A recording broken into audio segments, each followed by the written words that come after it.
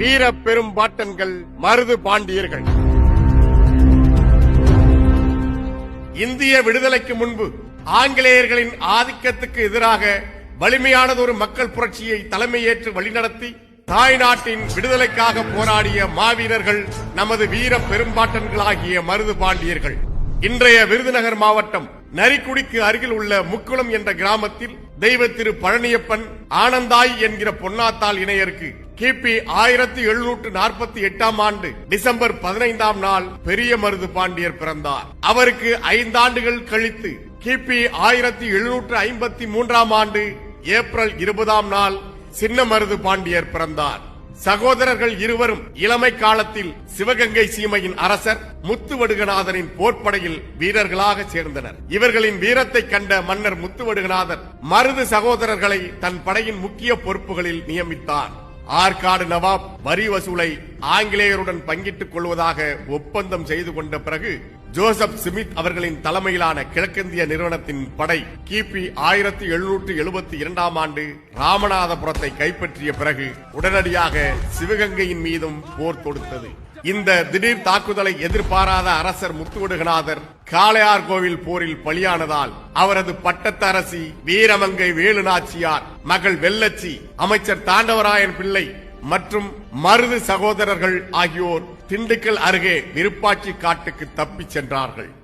மருது பாண்டியர்கள் ஆங்கிலேயருக்கு எதிரான தமது புரட்சியை கிபி 1779 தொடங்கி ஆற்காடு நவாப், தொண்டைமான் மற்றும் ஆங்கிலேய படை உள்ளிட்ட பெரும் படைகளை வெற்றி கொண்டு கிபி 1780 ஆண்டு சிவகங்கை சீமையை மீட்டனர். தக்க சமயத்தில் திண்டுக்கல்லில் இருந்து வந்த ஹைதர் அலியின் படையும் வெற்றிக்கு உதவியது. மருது பாண்டியர்கள் நமது வீரப்பாட்டி வீரமங்கை வேலுநாச்சியாரை மீண்டும் ஆட்சியில் அமர்த்தினார்கள். அதன் பிறகு 18ஆம் நூற்றாண்டின் இறுதியில் மருது பாண்டியர்கள் சிவகங்கை அரசின் அதிகாரமிக்க ஆட்சியாளராகவும் உயர்ந்தார்கள். தென்பாண்டி நாட்டினிலே சேதுபதி பூமியிலே பொன் பூத்த சீமை இது, புகழ்பாடும் சீமை இது. தெக்கூரும் ஒக்கூரும் சிறுவயலும் பூங்குடியும் திருப்பத்தூர் நரிக்குடியும் திருமயமும் முக்குளமும் 4 கோட்டை நாடும் நாட்டரசன் கோட்டையதும் சேர்ந்து பெருமை தேரும் சிவகங்கை சீமை என்று சிவகங்கை சீமையின் எல்லைகளை குறிப்பிடுகிறார் கவியரசு கண்ணதாசன். மருது பாண்டியர்களில் மூத்தவரான பெரிய மருது வேலுநாச்சியாரின் ஆற்றல் மிக்க படை தளபதியாகவும் இளையவரான சின்ன மருது அரச தந்திரமிக்க அமைச்சராகவும் விளங்கினார்கள்.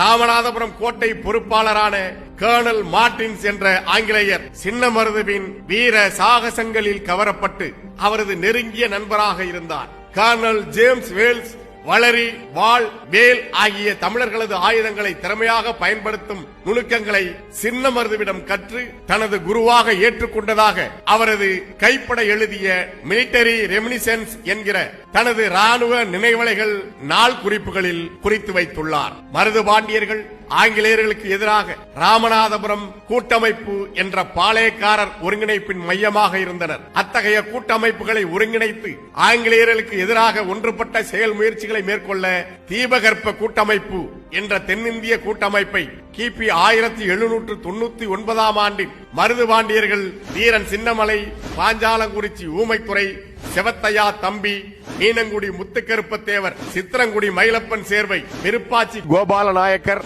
பழசி கேரளவர்மா, திப்புவின் தளபதியான தூந்தா ஜீவாக் ஆகியோரை ஒருங்கிணைத்து ஆங்கிலேயர்களுக்கு எதிராக தென்னிந்திய கூட்டமைப்பை தீபகற்ப கூட்டமைப்பு என்ற பெயரில் உருவாக்கினார்கள். மருது பாண்டியர்களின் ஆட்சி காலத்தில் நல்ல ஆட்சி நிர்வாகம் நடந்தது. நிறைவான நீதி வழங்கப்பட்டது.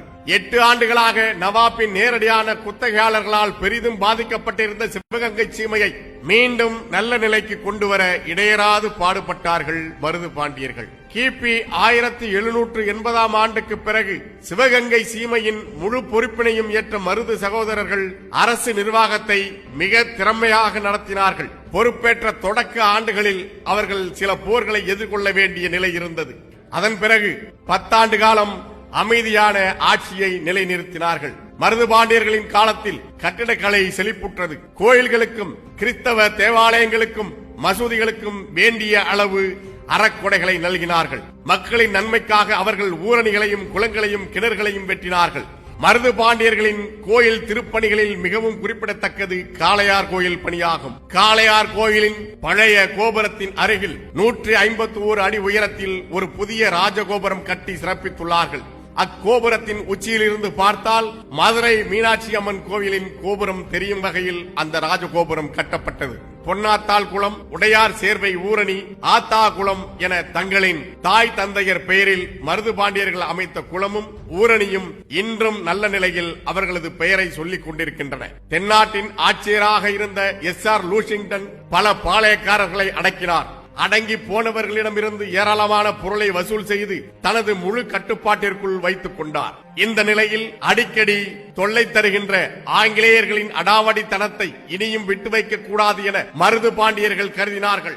ஆங்கிலேயர்களால் பாளையங்கோட்டை சிறையில் அடைக்கப்பட்டிருந்த ஊமைத்துறை கிபி 1801 ஆண்டு பிப்ரவரி மாதம் 2ஆம் நாள் சிறையை உடைத்துக் கொண்டு தனது ஆதரவாளர்களுடன் வெளியேறி சிவகங்கைக்குள் கிபி 1801 ஆண்டு மே மாதம் 22ஆம் நாள் அடைக்கலம் புகுந்தார். மேலதாளங்களுடன் தீவட்டி தீப ஆராதனைகளுடன் ஊமைத்துறையை வரவேற்று சின்ன மருது பாண்டியர் சிறுவயலுக்கு தன்னோடு அழைத்துச் சென்றார். இதனை அறிந்த எஸ்.ஆர். லூசிங்டன் சின்ன மருது மீது கடும் கோபம் கொண்டார். அதனைத் தொடர்ந்து கர்னல் அக்னியூ ஓர் அறிக்கையை 1801 ஆண்டு ஜூன் மாதம் 12ஆம் நாள் வெளியிட்டார். அந்த அறிக்கையின் ஒரு பகுதியில் சின்ன மருதுவுடனோ அல்லது அவர் தம் கூட்டாளிகளுடனோ எவரேனும் தொடர்பு வைத்துக் கொண்டாலோ, கிழக்கிந்திய கம்பெனியின் படைகளை எதிர்த்தாலோ, முகாம்களை தகர்த்தாலோ அவர்கள் குற்றவாளிகளாக கருதப்படுவார்கள். கம்பெனியின் அனுமதி இல்லாமல் யாரும் துப்பாக்கி, வெடிமருந்து முதலியவற்றை பகிரங்கமாகவோ இரகசியமாகவோ எடுத்துச் செல்லக்கூடாது. சின்ன மருது மற்றும் அவரது கூட்டாளிகளுடன் தொடர்பு கொண்டிருந்தாலோ அவருடன் சேர்ந்து கொண்டு போரில் ஈடுபட்டாலோ கடுமையான விளைவுகளை சந்திக்க நேரிடும் என்று அந்த அக்னியுவின் அறிக்கையில் குறிப்பிடப்பட்டிருந்தது. இந்த அறிக்கைக்கு பதிலாக சின்ன மருது அவர்கள் கிபி 1801 ஆண்டு ஜூன் 16ஆம் நாள் வரலாற்று முக்கியத்துவம் வாய்ந்த ஓர் அறிவிப்பை வெளியிட்டார். ஜம்புத்தீவு பிரகடனம் எனப்படுகின்ற அந்த திருச்சிராப்பள்ளி போர் முழக்கத்தை நவாப் முகமது அலியின் கோட்டையிலும் நவாபின் மாளிகைக்கு செல்லும் மிகப்பெரிய வாயிற் கதவிலும் திருவரங்கம் ரங்கநாத பெருமாள் கோயிலின் சுவர்களிலும் தீட்டினார். இந்த சுவரொட்டியை காண்போர் யாராயினும் கவனமாக படியுங்கள். ஜம்புத்தீவு நாட்டிலும் அதன் தீபகற்பத்திலும் வாழ்கின்ற அனைத்து இனத்தவருக்கும், உள்நாடுகளை சேர்ந்தவர்களுக்கும், பிராமண, சத்திரிய, வைசிய, சூத்திரசாதிகளாக பிளவுபட்டிருக்கும் மக்களுக்கு, முசல்மான்களுக்கும் பொதுவான நலன்களை கருத்தில் கொண்டு இந்த அறிவிப்பு வெளியிடப்படுகிறது. மாட்சிமைப்பட்ட நவாப் முகமது அலி முட்டாள்தனமாக உங்களுக்கு மத்தியில் ஆங்கிலேயருக்கு இடம் அளித்ததால் இம்மண்ணில் கைமை நிலை உருவாகிவிட்டது. ஆங்கிலேயர்கள் நேர்மைக்கு புறம்பாக நவாப்பினுடைய ஆட்சி உரிமையை கைப்பற்றிக் கொண்டனர். உள்நாட்டு மக்களை நாய்களாக கருதி அவ்வாறே நடத்துகின்றனர். மேலே சொல்லப்பட்டுள்ளபடி பல்வேறு அடிப்படையில் பிரிந்திருக்கக்கூடிய நீங்கள் உங்களுக்குள்ள ஒற்றுமையையும் நட்பையும் வளர்த்துக் கொள்ளாமல், ஆங்கிலேயர்கள் உங்கள் மத்தியில் ஆடுகின்ற இரட்டை நாடகத்தையும் புரிந்து கொள்ளாமல் உமக்குள் தீரா பகைமையை பெருக்கிக் கொண்டதுடன் ஆட்சியையும் ஆங்கிலேயரிடம் ஒப்படைத்து விட்டீர்கள். அத்தகைய இழிபிறவிகளுடைய கைகளில் சிக்கிக் கொண்ட பகுதிகளில் மக்களுடைய வாழ்க்கை ஏழ்மை அடைந்து உண்ணும் உணவு கூட அரிதாகி போய்விட்டது. மக்கள் பலவாறான துன்பங்களுக்கு ஆட்பட்ட போதிலும் அவற்றிலிருந்து விடுபடுவதற்கான வழிவகைகளையும் அறியாதவர்களாக இருக்கின்றனர். பல ஆயிரம் ஆண்டுகள் வாழ்ந்தாலும் கூட மனிதன் ஒரு நாள் மடியப் போவது உறுதி. ஆனால் அவர்கள் ஈட்டக்கூடிய புகழ் சந்திர சூரியன் உள்ளவரை நிலைத்திருக்கும். ஆகவே இழந்துவிட்ட மரபு உரிமைகளை மீட்டெடுக்கும் விதத்தில் திட்டங்கள் வகுக்கப்பட்டு உறுதிப்படுத்தப்பட்டுள்ளன.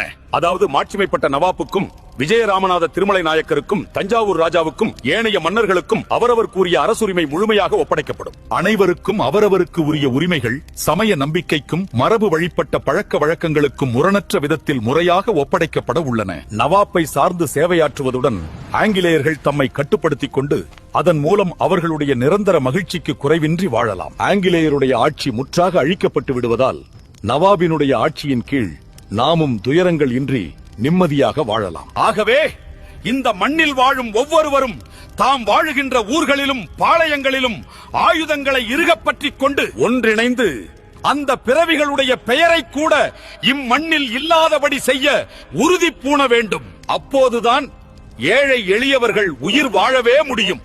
எச்சில் வாழ்க்கை வாழ்கின்ற நாய்களைப் போல அத்தகைய பிறவிகளுக்கு கீழ்ப்படிந்து உயிர் சுமந்து திரிய யாரேனும் ஆசைப்படுவார்களானால் அவர்களை கருவறுக்க வேண்டும். ஆங்கிலேயர்கள் எத்தகைய சூழ்ச்சிகளால் இங்கு உள்ளவர்களை தம் வசப்படுத்திக் கொண்டு இந்த மண்ணை அடிமைப்படுத்தி உள்ளனர் என்பதை அனைவரும் அறிவீர்கள். ஆகவே பிராமணர்கள், சத்திரியர்கள், வைசியர்கள், சூத்திரர்கள், முசல்மான்கள் என்றெல்லாம் பிளவுண்டு கிடக்கின்ற எம் மக்களே, திசை தவறி போய் அந்த இழி பிறவிகளுடைய படையில் சுபேதார்கள், ஹவில்தார்கள், நாயக்குகள், சிப்பாய்கள் என்று பட்டங்களை சுமந்து நிற்கும் வல்லவர்களே, உங்களுடைய வீரத்தையும் தீரத்தையும் இப்படி வெளிப்படுத்துங்கள்.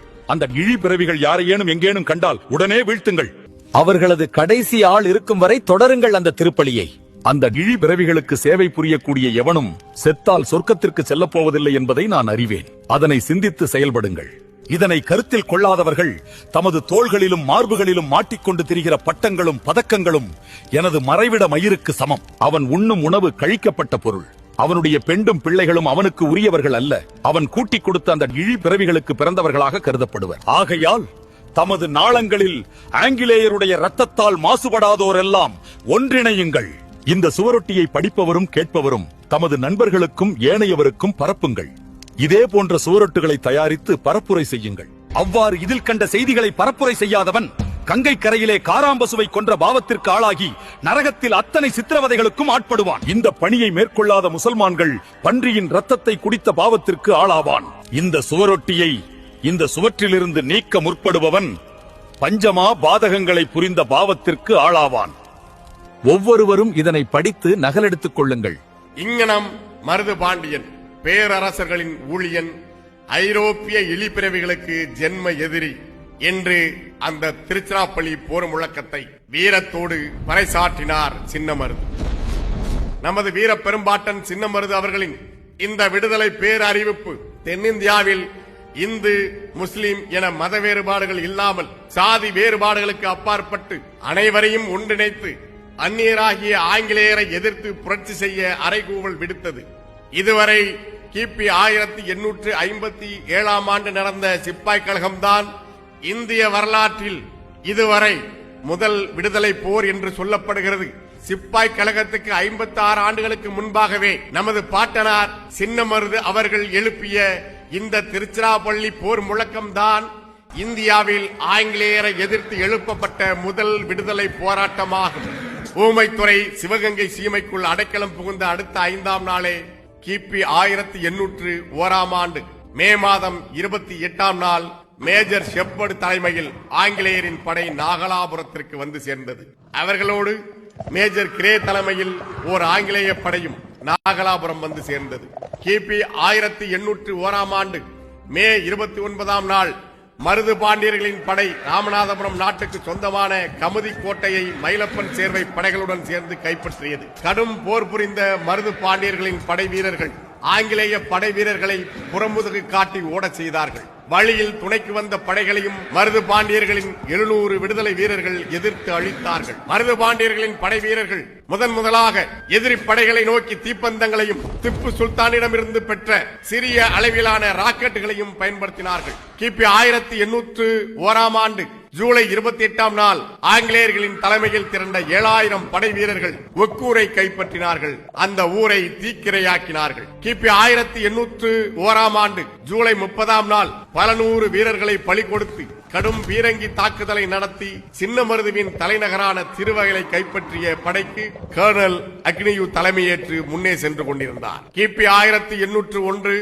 ஜூலை 31ஆம் நாள் காளையார் கோயிலை நோக்கி ஆங்கிலேயர்களின் படை முன்னேறியது. காளையார் கோயில் காட்டை கடந்து சிவகங்கை சீமையை கைப்பற்றுவது என்ற முடிவுடன் ஆங்கிலேயர்கள் போரிட்டனர். கிபி 1801 ஆண்டு ஆகஸ்ட் 1ஆம் நாள் மேஜர் ஷெப்பர்டு தலைமையிலான ஆங்கிலேய படை காளையார் கோயில் அருகே ஒரு கிராமத்தை கைப்பற்றியது. கிபி 1801 ஆண்டு ஆகஸ்ட் 2ஆம் நாள் மேஜர் ஜேம்ஸ் கிரகாமின் தலைமையில் 150 ஐரோப்பியர்கள் மலேய துப்பாக்கி வீரர்கள் உதவியோடு தாக்கினார்கள். ஆகஸ்ட் 4ஆம் நாள் காட்டுக்குள் இருந்த மருது பாண்டியரின் சிறிய அரண் ஆங்கிலேயர்களால் நொறுக்கப்பட்டது. ஆகஸ்ட் 6ஆம் நாள் கடும் போர். ஆகஸ்ட் 7ஆம் நாள் காடு முழுக்க மனித உடல்கள் தெரித்து சிதறி கிடந்தன. விடுதலை வீரர்கள் கடுமையாக ஆங்கிலேய படைகளை தாக்கினார்கள். இருந்தாலும் மேஜர் மாலியோல் தலைமையிலும் லெப்டினன்ட் கர்னல் டால்ரெம்பின் தலைமையிலும் ஆங்கில படைகள் முன்னேறின. இந்த நேரத்தில் தான் மருது பாண்டியரிடமிருந்து பிரிந்த உடையத்தேவரின் சித்தப்பா ஒருவர் கர்னல் AM அக்னியுவை சந்தித்தார். மருது பாண்டியரை காட்டிக் கொடுப்பதற்கும் அவர்களின் திட்டங்களையும் செயல்பாடுகளையும் அந்த பகுதிகளின் அமைப்புகளையும் மிக முக்கியமான தாக்குதல் தொடர்பான திட்டங்களையும் கர்னல் ஏஎம் அக்னியுடன் எடுத்து கூறினார். இந்த துரோகம்தான் ஆங்கிலேயரின் வெற்றிக்கு அடித்தளமாக அமைந்தது. கர்னல் அக்னியு உடையதேவர் என்ற கௌரி வல்லப தேவரை புதிய அரசராக சிவகங்கை சீமைக்கு அறிவித்தார். இதுவரை சிவகங்கை சீமையை சேர்ந்த விடுதலை படைகளிடம் இருந்த ஒற்றுமை உணர்வு பிரித்தாளும் சூழ்ச்சியால் குலைந்து போனது. துரோகி உடையதேவரும் மருது பாண்டியர்களின் பலத்தை பெருமளவுக்கு குறைத்தார். கிபி 1801 ஆண்டு ஆகஸ்ட் 17 நாள் ஆங்கிலேயர்களின் கோர பசிக்கு பிரான்மழையும் வீழ்ந்தது. இறுதியாக காளையார் கோயில் மேஜர் ஷெப்பர்டின் தலைமையில் பலமாக தாக்கப்பட்டது. மருது பாண்டியர்களின் மேல் மாறாத பற்றுடன் இருந்த வீரர்கள் தீவிரமாக எதிர்த்து போராடினார்கள். மருது பாண்டியர்கள் நடத்திய போரை கண்டு ஆங்கிலேய தளபதிகளே வியந்து போனார்கள். கிபி 1801 ஆண்டு செப்டம்பர் 1 நாள் மும்முனை தாக்குதலில் காளையார் கோவில் வீழ்ந்தது.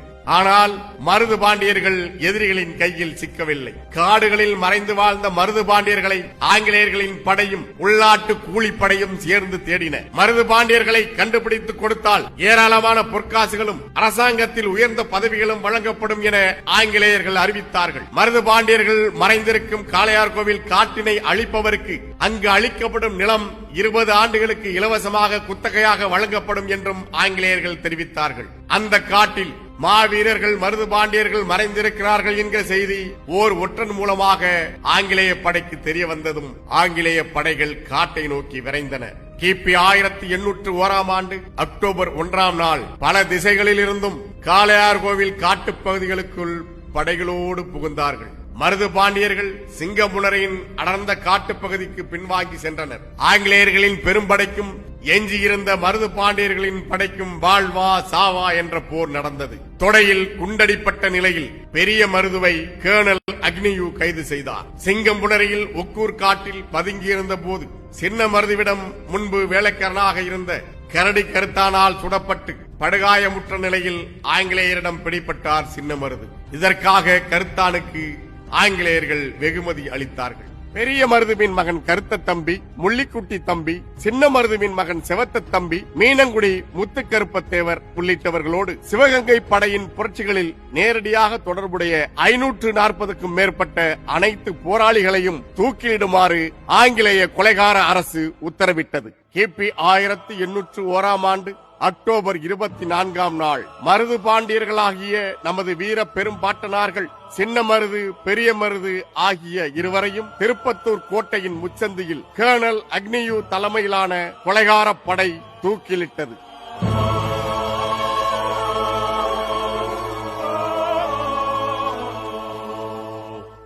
வானம் தொட்டு போனா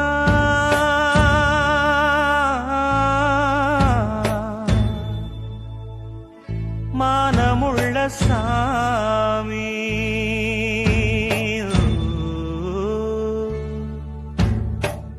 வானம் தொட்டு போனா மானமுள்ள சாமி, தேம்புதையா பாவம் தேவர்களின் பூமி, பட்டத்துக்கு வேறு சிற்றரசன் யாரு, தங்கத்துக்கு வேறு மாற்று உண்டா கூறு, கலங்காதே ராசா காலம் வரட்டும் நள்ளிர